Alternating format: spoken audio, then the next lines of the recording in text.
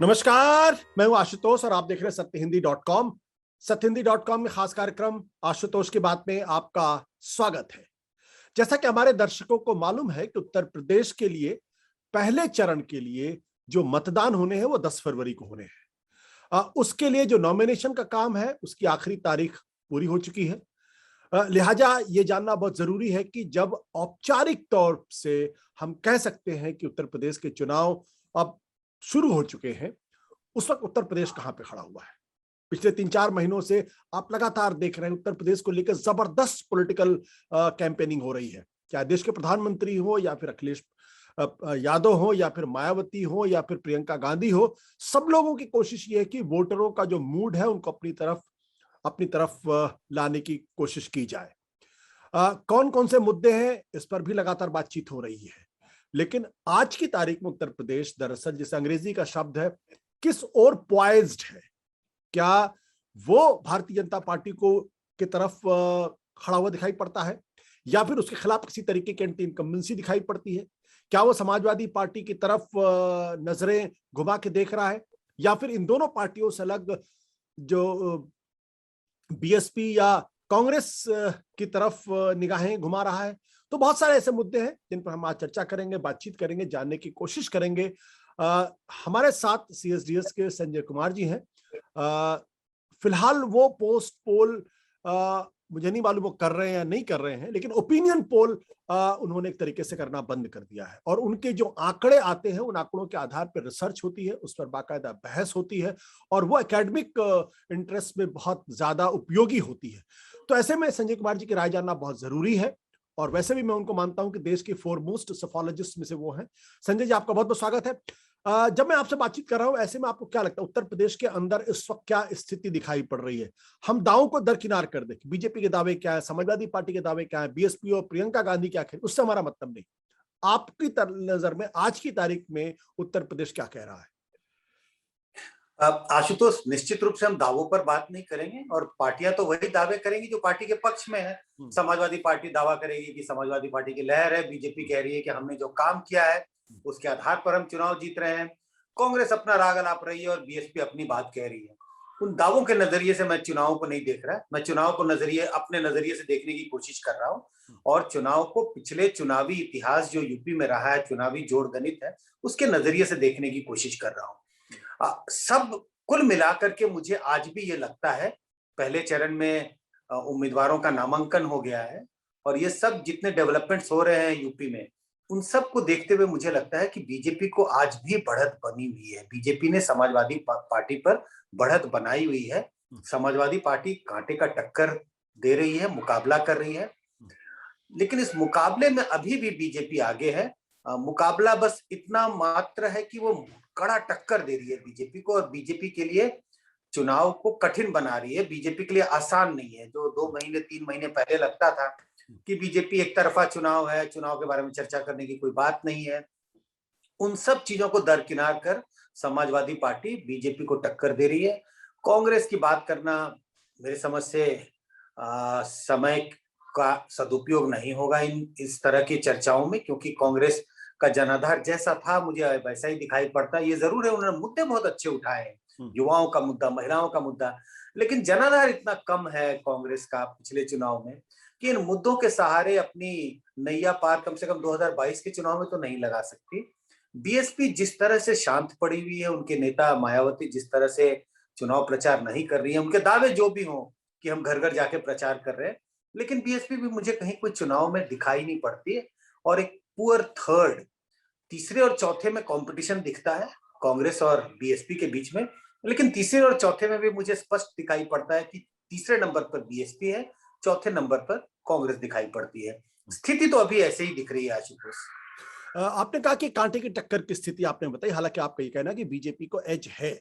इस वक्त 2 तरीके के सर्वे आ रहे हैं। एक तो वो सर्वे आ रहे हैं जो दरअसल अगर मैं नाम लेना उचित नहीं होगा, एक ऐसा सर्वे जो कहता है कि उत्तर प्रदेश के अंदर बीजेपी और समाजवादी पार्टी के बीच में सिर्फ 0.6% का गैप रह गया है, जिसमें बीजेपी को 37 पॉइंट प्लस है और समाजवादी पार्टी को 36.6 के आसपास वोट मिला। दूसरा सर्वे जो ये कहता है कि दरअसल बीजेपी और समाजवादी पार्टी के बीच में 4 से 5% का गैप है और समाजवादी पार्टी 33 से 34% के आसपास खड़ी नजर आती है। आपकी अपनी समझ के हिसाब से और यह भी उसका एक हासिल है कि समाजवादी पार्टी जो कहीं रेस में नहीं थी वो लगातार अपना वोट परसेंटेज गेन करती जा रही है। बीजेपी अपने वोट परसेंटेज में गेन नहीं कर रही बल्कि उसमें थोड़ा बहुत लूज कर रही है। तो आपको क्या लगता है ये जो कांटे की टक्कर है कितनी करीब की लड़ाई है? आशुतोष, कोई भी सर्वेक्षण जब किया जाता है, चाहे वो इलेक्शन रिलेटेड हो या किसी और मुद्दों पर हम कर रहे हो, जो सर्वेक्षण दशमलव में आकलन करता है, मुझे उस पर मैं उनसे सवाल पूछना चाहता हूं कि जब हम जानते हैं सर्वे में 2-3% का मार्जिन ऑफ एरर की हम बात करते हैं, तो ये 35.3%, 36.5%, इस तरह के आकलन की तो कोई गुंजाइश होनी नहीं चाहिए। इस तरह के आकलन नहीं करने चाहिए। ये मेरी हिदायत है उन लोगों को कि जो सर्वे के आंकड़ों को दशमलव में आंकते हैं, क्योंकि हम कहते हैं सर्वे का अनुमान है और ये इतना सटीक नहीं आंकता है। लेकिन चलिए उसको हम अगर 2 मिनट के लिए नजरअंदाज भी कर दें, अपना अपना तरीका है। लोग अगर कहते हैं कि उनकी विधि इतनी प्रिसाइज है कि वो डेसिमल में आंक सकते हैं, तो उनको मुबारक। मैं नहीं कर पाता हूं इतना सटीक सर्वे। लेकिन इतना क्लोज चुनाव मुझे नहीं दिखाई पड़ता है। जब मैं कह रहा हूं बीजेपी 2-3 कदम आगे है, मुझे लगता है बीजेपी और समाजवादी पार्टी के बीच फासला अभी भी 3-4% वोटों का बना हुआ है। अब ये क्या बीजेपी, और ये निश्चित है बीजेपी का जो वोट प्रतिशत 2017 में था 40% के आसपास, बीजेपी वहां से नीचे आ रही है और समाजवादी पार्टी का जो वोट था, उनका जो सपोर्ट बेस था, वो ऊपर जा रहा है। लेकिन अब ये स्टैग्नेट कर गया है। समाजवादी पार्टी अब अपने पीक पर जा चुकी है। समाजवादी पार्टी को जितना गेन करना था वो समाजवादी पार्टी गेन कर चुकी है। और अगर ऐसे ही माहौल रहा, कोई भारी गलती नहीं हुई बीजेपी से, कोई नई घटना नहीं घट जाए, तो समाजवादी पार्टी अब ऐड नहीं कर सकती है। और समाजवादी पार्टी ऐड क्यों कर रही है अपने वोटों में? ऐड करने का की बड़ी वजह है उनका गठबंधन। कोई आकर्षण नहीं है समाजवादी पार्टी की तरफ, मुझे नहीं दिखाई पड़ता कि कोई इफोरिया है और भीड़ उमड़ पड़ी है इस बार अखिलेश यादव को मुख्यमंत्री बनाने के लिए। ऐसा कुछ नहीं है, ऐसा मुझे कुछ दिखाई नहीं पड़ता। गठजोड़ के बदौलत समाजवादी पार्टी इस भरोसे पर है कि ये जो गठबंधन उन्होंने बनाया है अलग अलग पार्टियों का, जिससे एक अच्छा सामाजिक समीकरण उनकी ओर बनता हुआ दिखता है, इस बदौलत वो टक्कर में दिखाई पड़ रहे हैं। और हम सब उम्मीद करते हैं कि जब पार्टियों का गठबंधन होता है तो कुछ ना कुछ उनके समर्थक तो एक दूसरे के साथ आते हैं, सारे के सारे नहीं आते। अगर सारे के सारे आ जाए तब तो चुनाव का में अंक गणित के हिसाब से ही चुनाव का निर्णय किया जा सकता है, लेकिन ऐसा होता नहीं है। और मुझे लग रहा है कि जितनी उम्मीद समाजवादी पार्टी कर रही है कि इन गठबंधनों से जितना वोट उनकी ओर शिफ्ट होगा, और ध्यान रहे ये गठबंधन किस तरह के नेताओं का है। ज्यादातर नेता जो बीजेपी से छोड़कर समाजवादी पार्टी में आए हैं वो सब लोअर ओबीसी कास्ट से हैं। और समाजवादी पार्टी ने इन डिफेक्शंस के पहले भी जो गठबंधन बनाए, चाहे वो राजभर के साथ हो, कुछ अन्य छोटी पार्टियों के साथ हो, इन सब का जनाधार एक ही समुदाय के बीच में है, गैर यादव ओबीसी के बीच में। तो समाजवादी पार्टी इस बात पर भरोसा कर रही है कि उसकी जीत इन चुनाव में सुनिश्चित होगी 3 कारणों से। 3 सपोर्ट बेस, मुस्लिम, यादव और गैर यादव ओबीसी है। गैर यादव ओबीसी की तादाद बहुत ज्यादा है, तकरीबन 30%, अगर हिंदू गैर यादव ओबीसी की बात करें तो। लेकिन मुझे इतना मूवमेंट दिखाई नहीं पड़ रहा है जितना शायद दूसरे उम्मीद कर रहे हैं कि बीजेपी से शिफ्ट होकर के वो समाजवादी पार्टी की तरफ आ रहा है। समाजवादी पार्टी को पहले मिला करता था कभी जब बीजेपी एक छोटी प्लेयर होती थी यूपी में, लेकिन पिछले 4-5 सालों में लोअर ओबीसी का वोट बीजेपी की तरफ बहुत जबरदस्त शिफ्ट किया है। उसका वापस पूरा का पूरा शिफ्ट करना समाजवादी पार्टी की तरफ मुझे लगता है कि संभव नहीं है। और बीजेपी क्यों आगे बनी हुई है, मैं दलित वोटरों की बात करना चाहूंगा। बीएसपी जो चुनाव में दिखाई नहीं पड़ती है, तो उससे दलित वोटरों में फ्रैगमेंटेशन हो रहा है, वो बट रहे हैं, वो छिटक रहे हैं। वो पहले जो जाटव और गैर जाटव दलित सब एक जैसे दिखते थे, अब उनमें बिखराव शुरू हो गया और इस बिखराव का फायदा बीजेपी को मिल रहा है, समाजवादी पार्टी को नहीं जा रहा है। समाजवादी पार्टी को पिछले 5 चुनाव को अगर देखें, कभी दलितों का वोट नहीं मिला। इन चुनाव में भी मुझे ऐसा ही दिख रहा है, दलित का वोट बिखर रहा है। बसपा चुनावी मैदान में दमखम से चुनाव नहीं लड़ रही है और ऐसी स्थिति में दलित वोटरों में बिखराव होगा और जिसका फायदा, जिसका बड़ा हिस्सा बीजेपी को जाएगा, पूरा का पूरा शिफ्ट नहीं हो रहा है। 1/3 वोट बीजेपी को जाने की उम्मीद है। इन कारणों से मुझे लगता है बीजेपी अभी भी समाजवादी पार्टी के ऊपर बढ़त बनाएगी। संजय जी, लेकिन जो कुछ एक्सपर्ट्स हैं उनका ये कहना है कि दरअसल मायावती को अंडर एस्टिमेट करना खतरे से खाली नहीं होगा, और उनका ये कहना है क्योंकि मायावती ऐसे ही चुनाव लड़ती हैं और उनका जो वोटर होता है वो ऐसे ही साइलेंटली वोट करता है। और जो लोग ये कह रहे हैं कि दरअसल इस बार मायावती का दलित वोटर छिटक गया है, वो मायावती के वर्स्ट परफॉर्मेंस में भी, यहां तक कि 2017 में और 2019 में भी वो 20% के नीचे नहीं जाता है। तो ऐसे में जो लोग ये कह रहे हैं कि मायावती का वोट छिटक रहा है या 10 से 12% पे जाकर टिकने वाला है, क्या आपको लगता है कि वो लोग ओवर एस्टिमेट कर रहे हैं, या आप को लगता है कि आप थोड़ा अंडर एस्टिमेट कर रहे हैं? देखिए, गलती तो किसी से भी हो सकती है क्योंकि ये सिर्फ एस्टिमेशन है, सब लोग अपने अपना आकलन कर रहे हैं। लेकिन 17 और 22 में 5 साल का फासला है, और इन 5 सालों में योगी सरकार और मोदी सरकार ने क्या किया है, इस बात पर हमें ध्यान देना चाहिए। इनकी जो वेलफेयर स्कीम्स हैं, जो ज्यादातर टारगेटेड है गरीबों के लिए, जो लोअर इकोनॉमिक स्ट्राटा के लोग हैं, उनके लिए टारगेटेड है। और आप देखें, हिंदुस्तान में लोअर कास्ट और लोअर क्लास की एक ओवरलैपिंग कैटेगरी है। कहने का मतलब यह है कि जो लोग लोअर कास्ट से हैं, उनमें गरीबों की तादाद ज्यादा है। तो इन वेलफेयर स्कीम से लोगों को फायदा हुआ है, लोगों तक वेलफेयर स्कीम्स पहुंची है।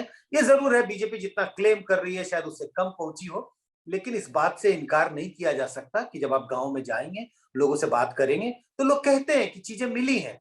ये जरूर है, हो सकता है जितना वो उम्मीद करते थे उससे कम मिली, लेकिन ये स्पष्ट है, लोग बड़ी तादाद में लोग कहते हैं कि मोदी सरकार से, वो योगी सरकार कहें या ना कहें, मोदी सरकार से हमें फायदा हुआ है। भले वो स्टेट गवर्नमेंट की स्कीम है, सेंट्रल गवर्नमेंट की स्कीम है, उसमें वो अंतर नहीं कर पाते, लेकिन कहते हैं मोदी सरकार में कुछ तो फायदा हुआ है।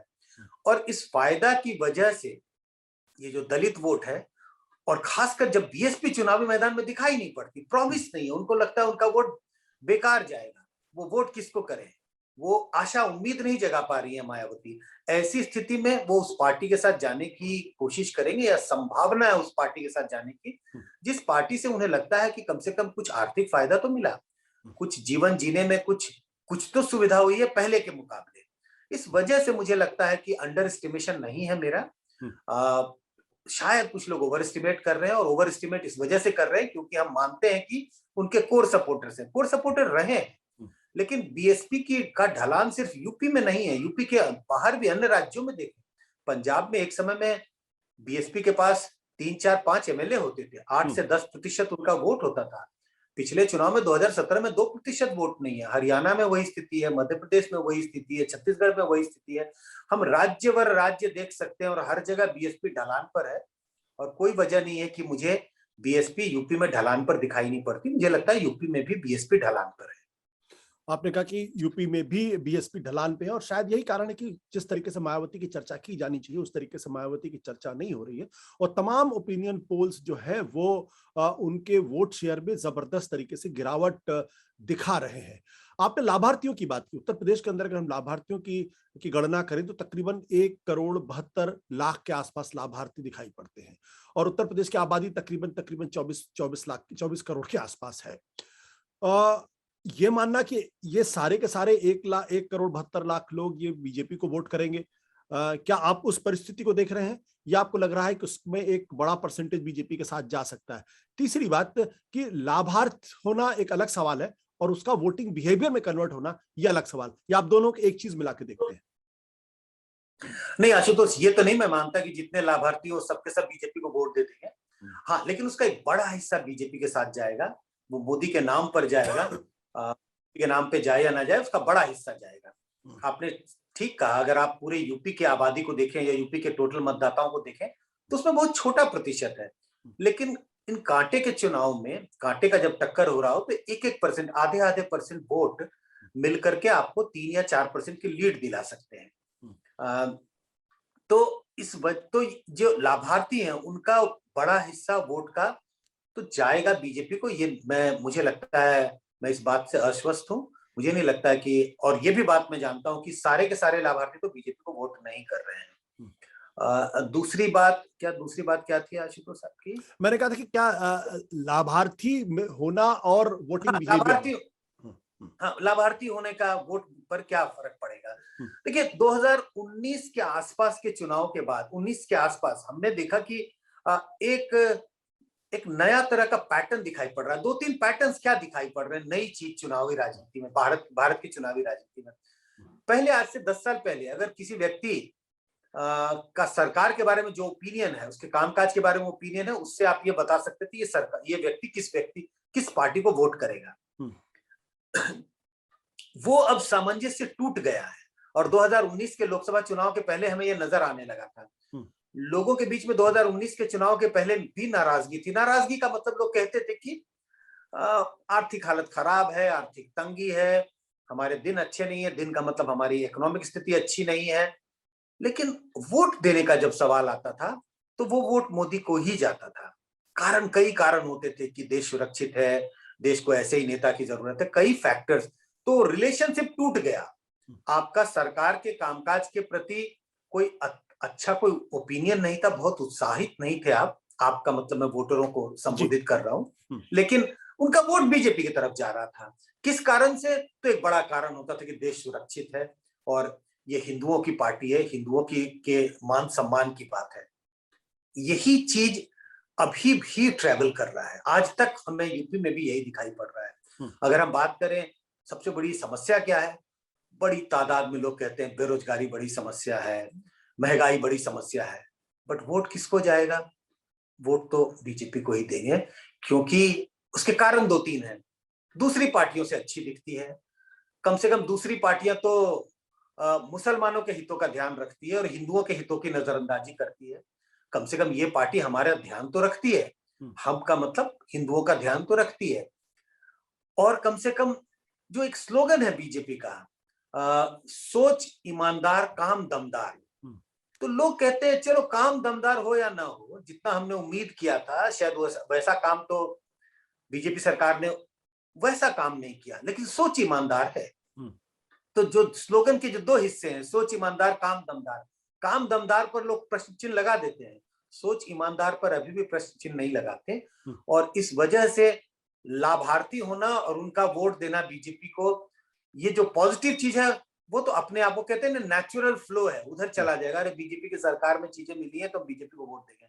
लेकिन बीजेपी की सरकार में जो चीजें हमें नहीं मिली है, जो हमें परेशानी हुई है, उसका हर जाना या उसके लिए हम पनिश नहीं करेंगे बीजेपी को, क्योंकि दूसरी पार्टियों से बेहतर है और हमें अभी भी उम्मीद है क्योंकि इनकी सोच ईमानदार है।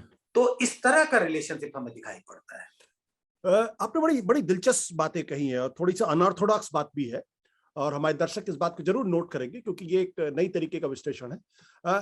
एक चीज जो मेरे मन में सवाल उठता है कि जब पेट्रोल 110 रुपए लीटर तक बिक चुका हो, डीजल के दाम भी 100 रुपए के आसपास पहुंच गए हो, वनस्पति तेल 200 रुपए लीटर के हिसाब से बिक रहा हो, जो गैस है वो करीब 1000 रुपए से ज्यादा सिलेंडर बिक रहा हो, वैसे में भी, और बेरोजगारी के बारे में कहा जा रहा है कि पिछले 45 साल के जो सारे आंकड़े हैं वो टूट चुके हैं और ये स्थिति कोविड के पहले भी थी। तो ये सारे मुद्दे क्या बिल्कुल हिंदू मुसलमान के सामने एकदम नलीफाई हो जाएंगे या कोई भी इंपैक्ट नहीं होगा इनका?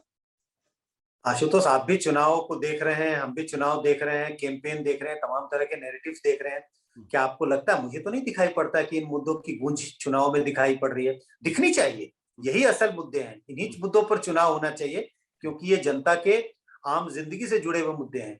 बट ये बहुत दुर्भाग्यपूर्ण है कि इन मुद्दों की गूंज सुनाई नहीं पड़ती। गूंज किसकी सुनाई पड़ती है? तो राम मंदिर। गूंज किसकी सुनाई पड़ती है? तो हिंदुत्व। और दूसरी तरफ गूंज किसकी सुनाई पड़ती है? तो लोअर कास्ट के अस्मिता का सवाल है, बैकवर्ड्स के एकजुट होने का सवाल है, क्योंकि उनकी अनदेखी हुई है, उनके हितों की अनदेखी हुई है बीजेपी की सरकार में। तो न तो वो पार्टी जो विपक्ष में है, जो रूलिंग पार्टी को टक्कर दे रही है, न तो वो उन मुद्दों को उठाने में की कोशिश कर रही है, या यूं कहिए कि सक्षम नहीं है। कोशिश किया था अखिलेश यादव ने पहले, और न ही वो पार्टी जिसकी सरकार है वो दूसरा हिंदुत्व का सहारा ले रही है, तो ये कास्ट कॉम्बिनेशन का सहारा ले रहे हैं। इन मुद्दों, ये कह सकते हैं कि मुद्दे दो लेवल पे हैं। जनता के मुद्दों से पार्टियों के मुद्दों का सरोकार दिखाई नहीं पड़ता। ये जनता के मुद्दे हैं। जनता से आप पूछे तो जनता कहती है कि महंगाई बहुत है, बेरोजगारी बहुत है, लेकिन चूंकि पार्टियां इन मुद्दों को उठाने में नाकाम है या उठाना नहीं चाहती, तो ये मुद्दे चुनावी मुद्दे नहीं बन पा रहे हैं। इन मुद्दों पर लोग वोट नहीं देंगे, क्योंकि लोगों के जहन में जब वो वोट देने जाएंगे, या तो जातीय अस्मिता का सवाल होगा या धार्मिक अस्मिता का सवाल होगा। जी, तीन चीजें इधर पिछले दिनों अखिलेश यादव जी ने की हैं। हालांकि सबसे ज्यादा चर्चा इस बात में हुई कि कैसे स्वामी प्रसाद मौर्य और जो दूसरे ओबीसी लीडर्स थे वो भारतीय जनता पार्टी छोड़कर समाजवादी पार्टी की तरफ से गई। लेकिन मुझे लगता है कि जो तीन चीजें महत्वपूर्ण की, एक तो उन्होंने जो कहा कि हम पेंशन स्कीम दोबारा शुरू करेंगे और महिलाओं को 18,000 रुपए प्रतिवर्ष देंगे, और पिछली बार 6,000 रुपए देती थी समाजवादी पार्टी की सरकार। इसके अलावा उन्होंने आज ही इस बात का ऐलान किया है कि वो 22 लाख रोजगार देंगे आईटी के क्षेत्र में। ये दूसरी योजना है। तीसरी बात उन्होंने कही है कि 300 यूनिट बिजली वो फ्री कर देंगे, और किसानों के लिए भी उन्होंने इस तरीके की बात की है। क्या ये तीनों मुद्दे उत्तर प्रदेश में समाजवादी पार्टी के लिए कारगर साबित होंगे कि नहीं होंगे? क्योंकि कम से कम बिजली माफी का जो सवाल है वो दिल्ली में तो बहुत कारगर साबित होता है, और वहां पे आम आदमी पार्टी की जीत का एक बड़ा कारण माना जाता है। तो ये तीनों जो सवाल, और जो बेरोजगारी का सवाल था वो बिहार के चुनाव में तेजस्वी यादव ने उठाया था 10 लाख रोजगार देने का, वो बहुत कारगर दिखाई पड़ा। उत्तर प्रदेश में इन मुद्दों को या इन नारों इन वायदों को कैसे प्ले आउट होते हुए देख रहे हैं आप? देखिए, आपने बिहार से तुलना की कि बिहार में तेजस्वी यादव ने बेरोजगारी के मुद्दे को बड़े पुरजोर तरीके से उठाया और काफी हद तक बीजेपी जेडीयू सरकार को हरा ही दिए थे। यूपी में ऐसा होता हुआ दिखाई नहीं पड़ता, क्योंकि पार्टी खुद उस पर कायम नहीं है। अखिलेश यादव की पार्टी उन मुद्दों से हट चुकी है। आप देखिए कि बिहार में जब तेजस्वी यादव चुनाव प्रचार कर रहे थे तो ऐसा नहीं था, उस तेजस्वी यादव और उनकी पार्टी पर भी तमाम तरह के आरोप, तमाम तरह के अटैक किए जा रहे थे। एक तरह से इंस्टिगेट किया जा रहा था कि वो मुद्दों से भटके। लालू यादव का जिक्र हो रहा था, परिवार का जिक्र हो रहा था, परिवारवाद का जिक्र हो रहा था, इन बातों का जिक्र हो रहा था कि जब आरजेडी की सरकार होती थी तो कैसे लॉ एंड ऑर्डर की खस्ता हालत थी, बुरी हालत थी। बट फोकस्ड रहा तेजस्वी यादव का कैंपेन। और इस बात का ध्यान रखना चाहिए कि यूपी में, बिहार में का चुनाव बिल्कुल बाइपोलर था। वहां तो थर्ड फोर्स ऑलमोस्ट नगण्य था, बिल्कुल नदारद था। यूपी में वो स्थिति नहीं है। शायद समाजवादी पार्टी का उतना कमिटमेंट नहीं है इन मुद्दों को उठाना, बेरोजगारी के मुद्दे को उठाना, शायद इस वजह से क्योंकि उन्हें लगता है कि इस मुद्दे पर चुनाव जीत पाना मुश्किल है या वोटरों को गोलबंद कर पाना मुश्किल है। इस बात का भी ध्यान रखना चाहिए कि उस वक्त राम मंदिर नहीं बन रहा था, और वो बिहार था, ये यूपी है जहां राम मंदिर बन रहा है, जहां पर योगी आदित्यनाथ है। वहां योगी आदित्यनाथ नहीं थे, वहां चुनाव का कमान, एक कैंपेन का कमान एक तरह से नीतीश कुमार के हाथ में था। तो ये सब डिफरेंसेस हैं। जिन मुद्दों का आपने जिक्र किया, जो प्रोमिसेस का जिक्र किया, समाजवादी पार्टी ने तमाम तरह की चीजों की प्रॉमिस की है। प्रोमिसेस एक चीज होती है और जो डिलीवर की जा चुकी है वो उसका महत्व एक अलग होता है। मैं 2019 के लोकसभा चुनाव की याद दिलाऊंगा आपको। कांग्रेस ने भी एक ऐसा ही स्कीम लेके आए थे, कांग्रेस न्याय स्कीम, और बहुत अच्छी स्कीम थी। बहुत कई इकोनॉमिस्ट ने मिलजुल करके उस स्कीम को बनाया, लेकिन उसका असर क्या पड़ा? पहली विफलता ये हुई कि जनता तक वो स्कीम पहुंची ही नहीं, सरल शब्दों में जिस तरह से पहुंचाया जाना चाहिए था। और जिनके बीच में पहुंचा भी, हम लोगों ने एक विश्लेषण करके देखा था, जो उस स्कीम की बात सुन भी रहे थे उनमें से भी ज्यादातर लोग बीजेपी को ही वोट कर रहे थे। ये जरूर है कि जिनको उस स्कीम का ज्ञान नहीं था उनमें से ज्यादा बीजेपी के वोट और कहीं ज्यादा था। तो ये देखना पड़ेगा कि आने वाले एक महीने में क्या इन बातों को समाजवादी पार्टी पुरजोर तरीके से वोटरों तक पहुंचा सकती है। इतना बड़ा राज्य है, इतना आसान नहीं है कि अगले आने वाले 15, 20, 25 दिन, एक महीने में इन मुद्दों को जनता तक ले जाया जा सके। और इतने कम समय में इन मुद्दों से या इन प्रोमिसेस से वोटरों को अपनी ओर लुभा पाना उतना आसान नहीं है। और इस बात का ध्यान रखना चाहिए हमें कि वोटर, हिंदुस्तान का 60% मतदाता पार्टी को देखकर वोट देता है। मुद्दों पर वोट देने वाले तो सिर्फ मात्र 8-10% वोटर है। 15-20% ऐसे वोटर हैं जो कैंडिडेट्स को देख के वोट देते हैं। तो पार्टी लॉयल्टी इतनी स्ट्रांग हो गई है आज। 10-20 साल पहले ऐसी स्थिति नहीं थी, इतनी स्ट्रांग पार्टी लॉयल्टीज नहीं थी। आज पार्टी लॉयल्टीज बहुत स्ट्रांग है और उसका एक बड़ा हिस्सा बीजेपी पार्टी के लॉयलिस्ट है। इस वजह से उनको इन मुद्दों के बदौलत तोड़ पाना समाजवादी पार्टी के लिए आसान नहीं होगा। आपसे आखिरी सवाल, क्योंकि पहले दौर में जो पोलिंग होने वाली है वेस्टर्न यूपी में पोलिंग होने वाली है, और वेस्टर्न यूपी के बारे में कहा जा रहा है कि वहां किसान आंदोलन का बहुत असर है, और कई ऐसे उदाहरण भी देखने मिले जहां बीजेपी के उम्मीदवारों को लोगों ने गांव में घुसने नहीं दिया या उनके साथ बदतमीजी की या उनके साथ हाथापाई की नौबत आई। ऐसे दो तीन उदाहरण पिछले 2-3 दिनों के अंदर दिखाई पड़े हैं। तो किसान आंदोलन को कैसे प्ले आउट होते हुए आप देख रहे हैं? क्या ये किसान आंदोलन बीजेपी को वाकई में नुकसान पहुंचाएगा या नहीं नुकसान पहुंचाएगा? देखिए, यूपी के चुनाव की जब हम चर्चा कर रहे हैं और अगर क्षेत्रवार चर्चा करें तो मुझे लगता है ज्यादातर एनालिस्ट इस बारे में, इस बात पे सफल हो जाएंगे अगर कि यूपी, वेस्टर्न यूपी में क्या होगा। और मुझे भी लगता है वेस्टर्न यूपी में तो बीजेपी को नुकसान होगा। जिस बात का आप जिक्र कर रहे हैं वो संकेत है कि बीजेपी के लिए अच्छी स्थिति नहीं है वेस्टर्न यूपी में। पश्चिमी उत्तर प्रदेश को अगर आप देखें तो यहाँ पर जाट बाहुल्य इलाका है, मुस्लिम मतदाताओं की तादाद बहुत ज्यादा है और किसानों को अगर आप देखें तो जाट समुदाय के लोग, बहुत सारे लोग कृषि पर निर्भर हैं। तो जाटों का वोट बीजेपी को बड़ी संख्या में मिला था 2017 के चुनाव में भी और 2019 के चुनाव में भी। तो किसान आंदोलन इतने लंबे समय तक चला, बहुत सारे किसानों को जान गंवानी पड़ी, तमाम तरह की परेशानियां झेलनी पड़ी। इन सब की नाराजगी बीजेपी से है और बीजेपी को पश्चिमी उत्तर प्रदेश में तो निश्चित रूप से नुकसान होगा। अगर आप पिछले चुनाव को देखें तो बीजेपी ने बड़ी बड़ी जीत हासिल की थी पश्चिमी उत्तर प्रदेश में। अगर उसका वो आधा भी रिटेन कर पाए तो बीजेपी के लिए बड़ी बात होगी। लेकिन जितना नुकसान हो सकता था अगर कृषि कानून वापस नहीं लिए गए होते तब तो बीजेपी का बिल्कुल सफाया हो जाता। कानून वापस लेने से बीजेपी ने कुछ अपना कमबैक किया है, लेकिन इतना नहीं कि वो अपनी पुरानी पकड़ जाट समुदाय के वोटरों पर हासिल कर सके। पश्चिमी उत्तर प्रदेश में बीजेपी को निश्चित नुकसान होगा। संजय जी, बहुत बहुत शुक्रिया इतने क्लैरिटी के साथ हमारे दर्शकों को बताने के लिए उन तमाम मुद्दों पर, अलग पार्टियां कहां पे खड़े उसको लेकर। बहुत बहुत शुक्रिया, धन्यवाद, नमस्कार। सत्य हिंदी का ऐप डाउनलोड करें गूगल प्ले स्टोर पर।